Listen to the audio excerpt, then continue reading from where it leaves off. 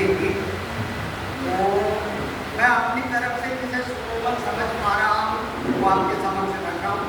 मंच को नमन करते हुए आप सभी को नमन करते हैं। अगर सुकोमल बात करें तो फिर प्रेम की ही बात करनी हो तो प्रेम की बात करें।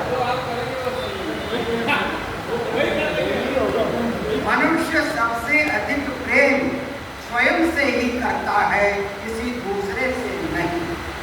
सुनिए, मनुष्य सबसे अधिक प्रेम स्वयं से ही करता है, किसी दूसरे से नहीं।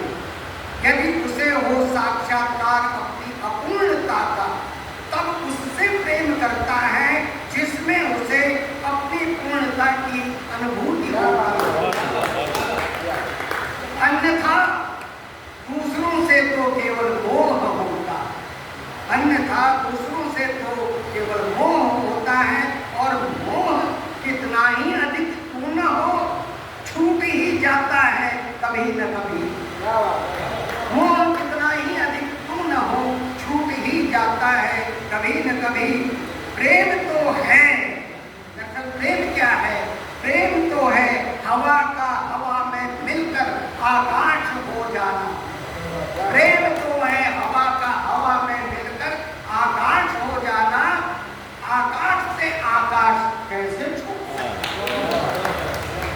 तो ये सुकोमल पढ़ने की कोशिश की। अब मैं कोमलता के साथ, फूल के साथ फूल का दर्द भी पढ़ूं। और ये एक बार मेरे घर में 4-5 साल पहले नागफनी का एक फूल लगा था। रात को इतना बड़ा पुष्प देखा मैंने, चमत्कार से कम नहीं।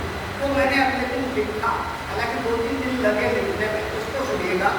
कैक्टस पर फूल, कैक्टस इन नागफनी जो रेगिस्तान में होता है, जिसको घृणा और तिरस्कार ही मिलता है, कंटीली झाड़ी कैक्टस है। अब सुनिए, कल रात में अपनी छत पर बेचैन होकर बादलों में छिपे चांद से संपर्क साधने की जी तोड़ कोशिश कर रहा था। आप तो जानते ही हैं, दक्षिणपंथी कवि सदा परंपरा के पालक रहे हैं। इसीलिए फूल, भंवरे, नदी, झरने, चांद, चांदनी आदि इनकी रचना धर्मिता के आसान शिकार रहे। कौन जी को आनंद आ रहा है? हाँ, निराला जी मान लिए के जन पक्षधर, अबे ओबे सुनबे गुलाब, और वह तोड़ती पत्थर लिख कर शुद्ध हो गए वो इस तरह दक्षिणपंथी पाप का प्रायश्चित कर। पर मैं कभी पहले दक्षिणपंथी पाप को कर लूं, कुछ ऐसा लिख कर, फिर पाप मुक्त भी हो जाऊं, कुछ वैसा लिख कर। अकस्मात आसमानी चांद के बदलने के प्रकाश में छत के कोने पर रखे गमले के ऊपर मुझे एक छोटा सा दूधिया चांद दिखाई पड़ा।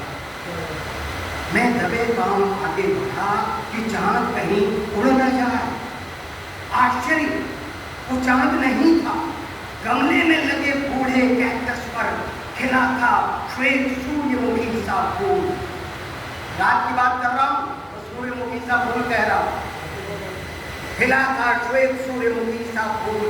उसके रहस्यमय मौन सौंदर्य से बांसुरी और सारंगी की स्वर लहरी बह रही थी। मैंने सम्मोहित होकर डरते डरते अपना हाथ फूल की ओर बढ़ाया। नहीं, चिंकार कर उठा कैक्टस। सिसकते घुटते स्वर में गिड़गिड़ाया कैक्टस। मुझे अकेले महसूस करने दो इसे भरपूर। मेरी सांसों में अपनी तृष्णा का विष मत खोलो। मुझसे कह रहा है कैक्टस, क्या कह रहा है? मुझे अकेले महसूस करने दो इसे भरपूर। अपने होने कोई व्यवधान न बने। मेरी सांसों में अपनी तृष्णा का विष मत खोलो। मैंने चकरा कर पूछा, ये क्या कह रहे हो कैक्टस? जैसे मोटे आरे से चीरा जा रहा हो वैसे बोलने लगा कैक्टस। मरुथल में जन्म और शरीर कांटों का, मनुष्य ही नहीं पशुओं से भी घृणा तिरस्कार का विशाप सदियों से भोग रहा हूं मैं कैक्टस।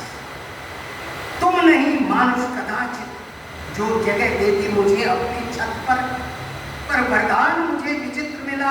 एक ही फूल खिलेगा मुझ पर कभी कभी, बस किसी एक रात में, बस केवल केवल रात भर। उसी वरदान की रात हुई है, मुझे रात भर जी लेने दो।